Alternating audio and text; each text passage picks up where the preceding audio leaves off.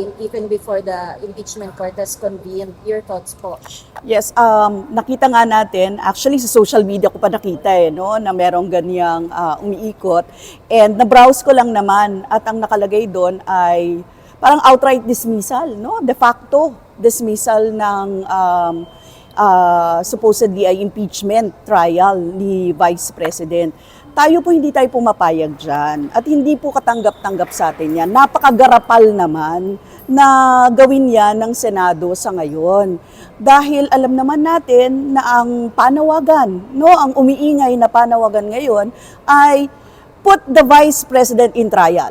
Yun talaga ang umiingay na panawagan ngayon. Academicians, church workers, all the people na naririnig natin ang boses nila, gusto nilang magkaroon ng trial. Kasi paano natin malalaman kung wala talagang magiging trial? Sobra naman no, na hindi gagawin yung ganon. And hindi po ako, kahit hindi ako legal, naiintindihan ko na dapat magkaroon no, ng impeachment trial at buuin yon ng Senado at mag-comply sila sa saligang batas natin. Parang ito kasi parang shortcut eh. So parang ang gagawin nila, para lang hindi magkaroon ng they will do it in numbers. Pero ang nakalagay sa Constitution, specifically, sinasabi doon na dapat magkaroon ng trial once na naibigay na yung articles of impeachment. Dapat immediately, agad-agad, no, magkaroon na ng impeachment court. So yun yung dapat i-comply na hindi nagagawa ng Senado sa ngayon. What do you think is happening sa Senado? ASP.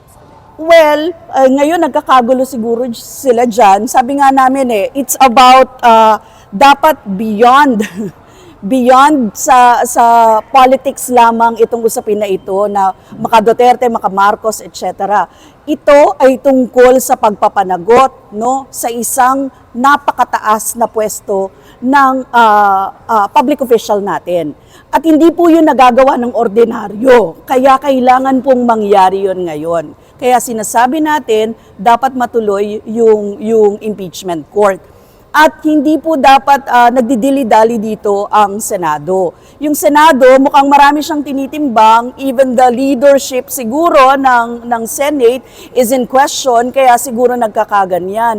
Pero we go beyond that. Sa usapin ng public accountability and transparency, you should be transparent. Senado pa man din kayo. Kayo yung tatakbuhan ng mga tao kapag may mga ganitong kaso. Ano na lang ang magiging record ninyo pagkatapos nito kung hindi kayo susunod sa saligang batas natin na nagsasabi na immediately, agad-agad, mag-convene na at magkaroon ng impeachment trial. Samantalang na-comply na ng House of Representatives ang lahat ng pangangailangan para ma-fulfill na magkaroon ng impeachment trial kay Vice President Sara Duterte. Paano niya ipapaliwanag sa bayan yung 125 million na nilustay ng 11 days? Paano ipapaliwanag sa atin na may misuse of public funds? At ang kaakibat nito ay ang hindi paggamit sa tama ng mga pondo na ito na dapat ay gagamitin natin sa mga tamang pamamaraan katulad ng pagbibigay sa mga mamamayan natin ng pangangailangan nila para sa serbisyo publiko, pagkain, eskwela, etc. Lahat ng mga pangangailangan. Pag ganyan, parang ina-absolve na nila, no? Yung isa sa mga pinakamataas na posisyon sa natin, sa gobyerno natin, at hindi mapapanagot yon. At yun ang nakakatakot na president. Actually, walang president ng ganito na dinadaan lamang sa resolusyon yung usapin ng pag-convene ng impeachment court since hindi pa nila ito nagagawa. So ma'am, sinasabi niyo po, isa sa factors dito yung Senate presidency?